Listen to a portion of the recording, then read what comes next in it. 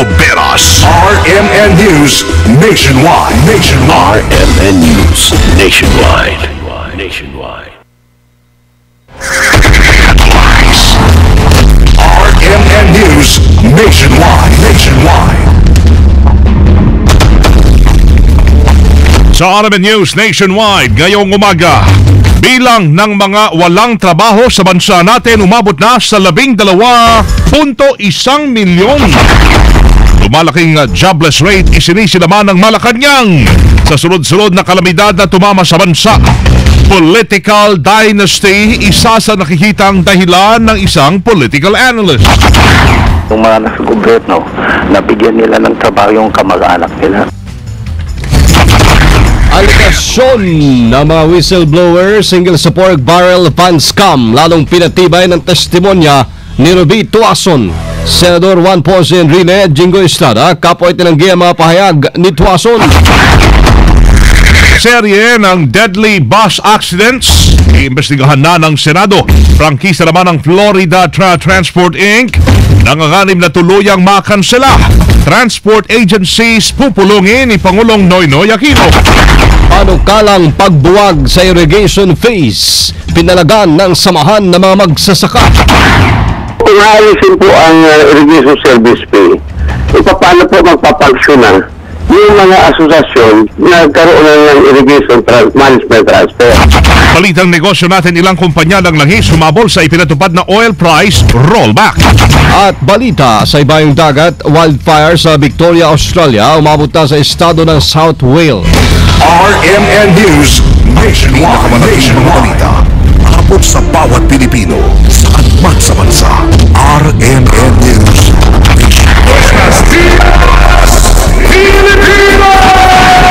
Umaga ng Martes na ngayon, February 11, 2014. Ito ang numero 1 RMN News Nationwide. Ako si Weng de la Peña. Mabuhay Pilipinas, ako si Buddy Oberas. Tayo po ay live sa DXCC 828 RMN Cagayan de Oro, DXTC 621 RMN Davao, DYRI 774 RMN Iloilo, at sa DYVR 657 RMN Rojas. Live international via Ustream. Search for RMN Manila. Live rin sa WRMN New York, USA. At sa lahat ng ating mga number 1 AM radio stations nationwide.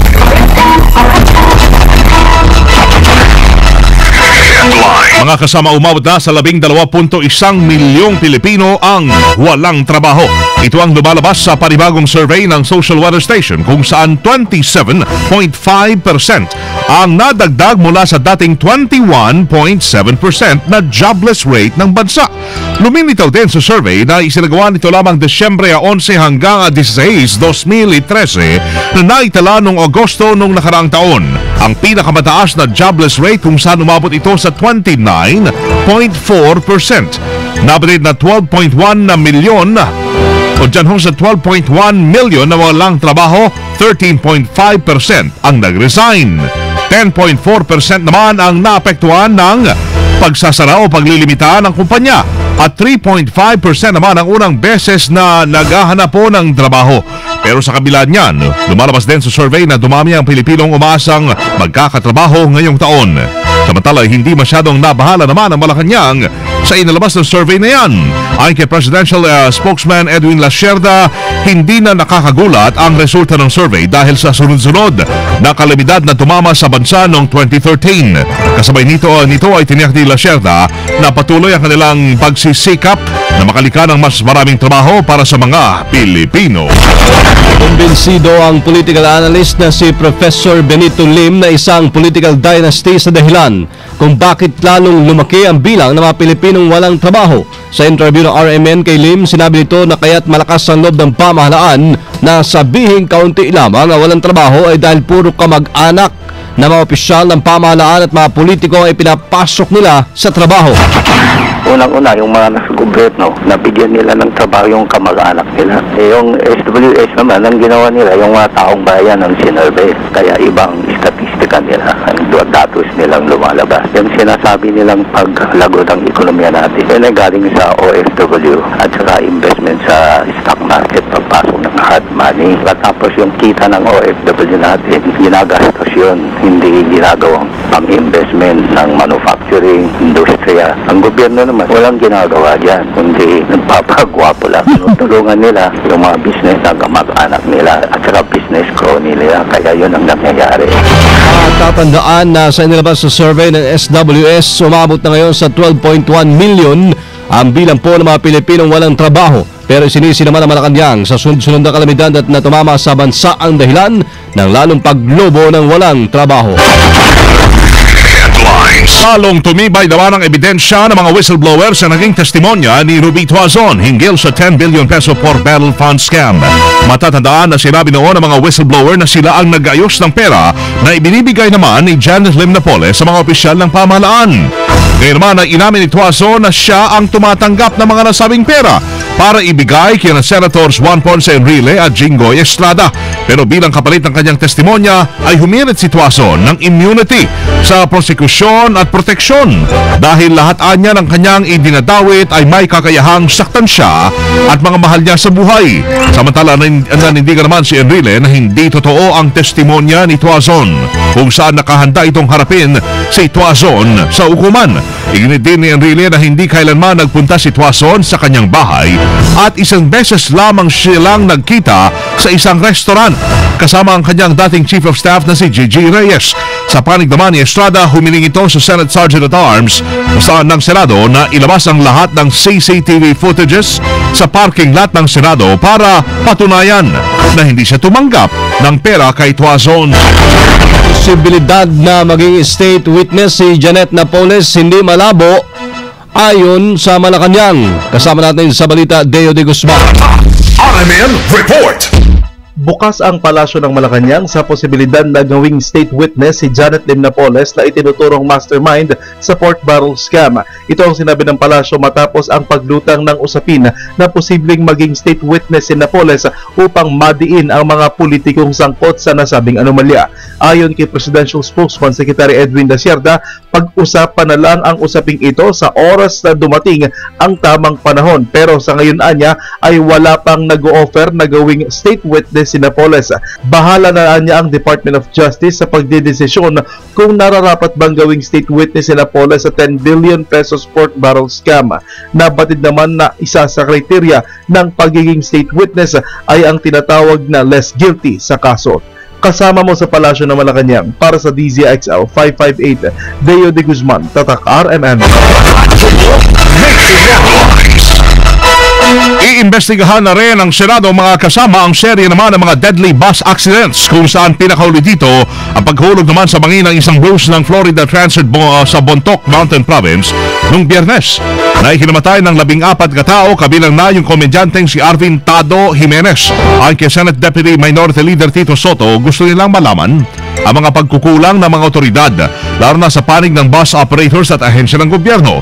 Matatandaan na nitong Biyernes lamang ay nahulog nga sa bangin ng isang bus ng Florida Transit kung saan 14 ang namatay. Noong December 2013 ay isang bus naman ang ng Don Mariano Transit ang nahulog sa Skyway kung saan 21 ang namatay doon. Samantala ay nagpahayag naman ng suporta ang ilang mababatas sa panukalang lagyan ng CCTV camera ang loob ng bus sa buong bansa yan. Sa ilalim kasi ng House Bill 3704 ni Parañaque Representative Eric Olivares, ipinapanukalan nito na gawing mandatory ang sa mga may-ari ng public transportation companies na lagyan ng security video camera ang mga public utility buses para sa kaligtasan ng mga pasahero.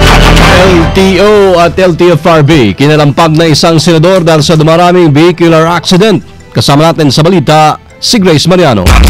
RMN Report. Iginiit ni Senator Francis C. Escudero sa Land Transportation Office o LTO at Land Transportation Franchising and Regulatory Board o LTFRB na umaksyon para hadlangan ang tumataas na kaso ng aksidente sa lansangan sangkot ang mga public utility vehicles o PUVs tulad ng bus.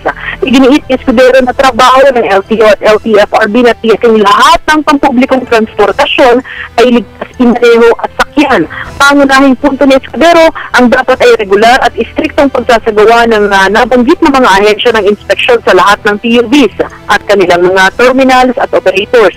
Nakakadismaya ayon kay Escudero na kumikilos lang ang LTO at LTFRB kapag may nagaganap na aksidente kung saan hindi na maibabalik ang mga buhay na nalagas at pinsalang idinulot nito.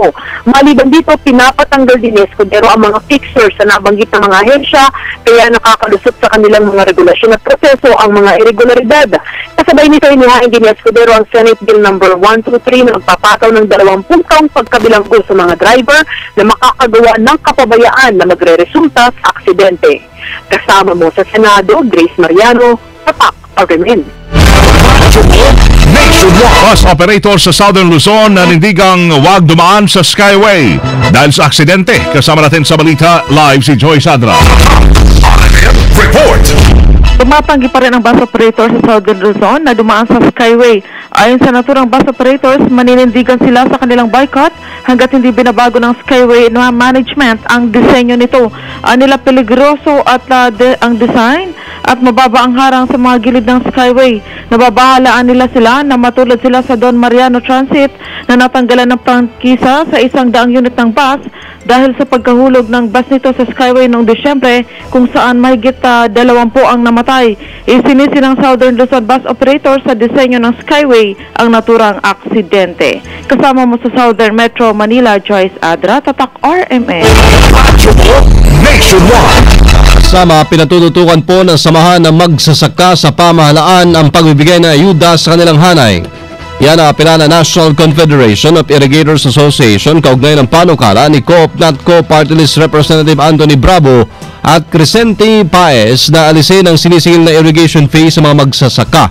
Sa House Bill No. 3849, pinamyendahan nila ang charter ng NIA para buwagin ang irrigation service fees. Mula sa irrigation fees na sinisingil sa mga magsasaka, kumikita po ang gobyerno ng hanggang 3 bilyong piso kada taon.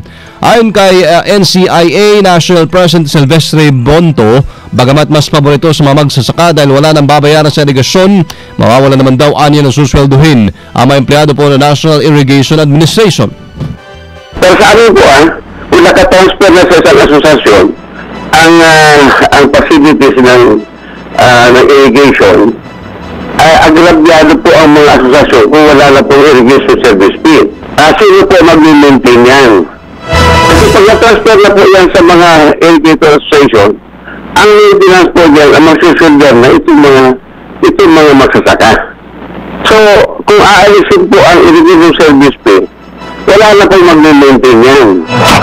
Ang irigasyon ay mahalaga sa pagpapalakas po ng produksyon ng mga magsasaka, kaya dapat ay libre daw ito para masigurado matatamo ang target ng gobyerno ng self-sufficiency sa bigas. Pero sana huwag nang pag-inita ng irrigation fees at sa halip ay mas malakasin na lamang ng gobyerno ang pagbibigay ng tulong sa mga magsasaka. At po siguro talagang pag-ibayuhin ng ating Department of Agriculture at sa bigyan ng malaking pondo ang NIA para po ipagpatuloy ang kanilang serbisyo sa mga magsasaka. Na dapat po talagang bigyan talaga ng tutukan ang aming ang irrigation para po sa food sufficiency program ng ating Pangulo at ni Secretary Alcala. Si NCIA National President Silvestre Bonto sa interview ng RMN. Marina Bill para sa mga Pinoy seafarers, aprobado na sa Kamara. Kasama natin sa balita si Conde Batak. RMN Report. Aprobado na sa ikatlo tuwing pagbasa sa Kamara panukalang batas para sa Single Maritime Administration. 210 ang bumotong pabor at 8 tumutol. House Bill No. 3756 o mas kilalang Marina Bill. Iginit ng mayakda ng panukala na si Angkla Party List Representative Jesolito Manalo ang kahalagahan ng Marina Bill hindi lang para sa kapakanan ng mga Pilipinong seaman kundi para maipakita ng gobyerno na kumikilos ito para makasunod sa 1978 International Convention on Standards of Training training, certification, and watchkeeping for seafarers. Sinabi pa ng kongresista, bagamat paborito sa international shipping industry ang Pinoy seafarers, hindi rin naman isasantabi ng mga may-ari ng barko ang requirements sa pagkuha ng mga tao na dumadaan sa standard training. Sa ilalim pa ng Marina Bill, tanging ang Maritime Industry Authority ang ahensyang mangangasiwa sa trainings ng mga seaman, hindi tulad ng sistema ngayon na maraming dinadaanan tulad ng PRC, TESDA at NTC.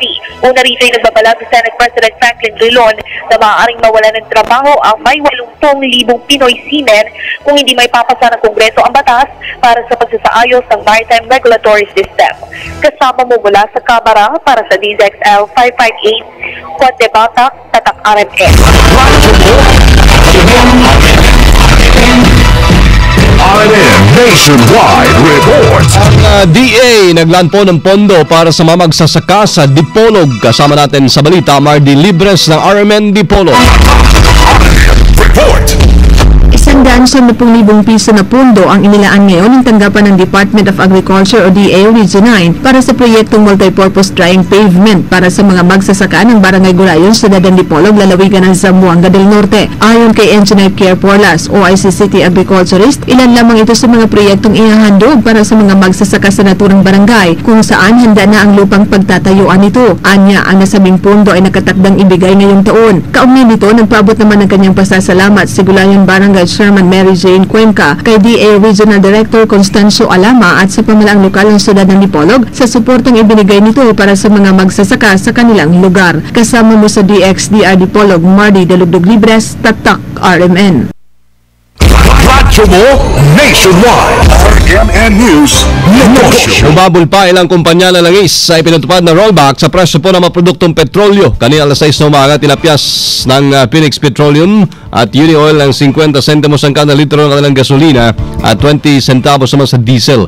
Una rito yung nagpatupad ng bawas presyo kanina alas 12:01 na madaling araw ang Shell, Petron at Sea Oil ng 50 centimos kada litro ng gasoline products at 25 centavos naman sa kerosene at 20 centavos sa diesel. Nasaan po hahabol pa ilang companies or oil companies na nasabing rollback. RMN News Abroad. Umabot na sa 40 kabahayan ang natupok ng apoy sa estado ng South Wales. Ito'y dahil sa nagpapatuloy na wildfire sa Victoria, Australia na lalong pinapaitingo ng malakas na hangin at mainit ang temperatura doon. Sa estado ng Victoria, umabot sa 26 na mga kabahayan ang nasunog at sinasabing ito ang pinakamatinding wildfire sa lugar sa loob ng 5 taon. Kasunod niyan, nagdeklara na ng total fire ban ang pamunuan ng estado ng Victoria sa Australia. Live na live pa rin mula dito sa RMN News Center sa Makati City, Metro Manila, Philippines. Mga kasama niyo pong narinig ang numero 1 RMN News Nationwide. Ngayon ay Martes na tayo, February 11, 2014. Sa mga taga Davao, susunod na dyan sila kasama ang Bernard Pantalyon at Michelle Miral sa RMN News Diretso Balitan Davao sa numero ng DXDC 621. Panoorin ang naging pagbabalita namin ngayong alas 7 ng umaga. Sa YouTube pa rin, itype lamang po ang RMN News Nationwide. Thank you po, Lord. Tayo po ay nagkasama-sama muli. Salamat sa iyo naging panahon sa amin. Sama niyo sa serbisyo publiko, Weng de la Peña. Buddy Oberas. Dito pa rin sa tahanan na may pinakamaraming number 1, pinakamaraming himpilan. RMN. Radyo mo Nationwide. Live via satellite. Live via satellite. RMN News Nationwide. Nationwide. Basta ng boses ng balita. RMN News Nationwide. Mayong buntag ang oras natin, tatak alas 7:18 ng umaga na. RMN. That portion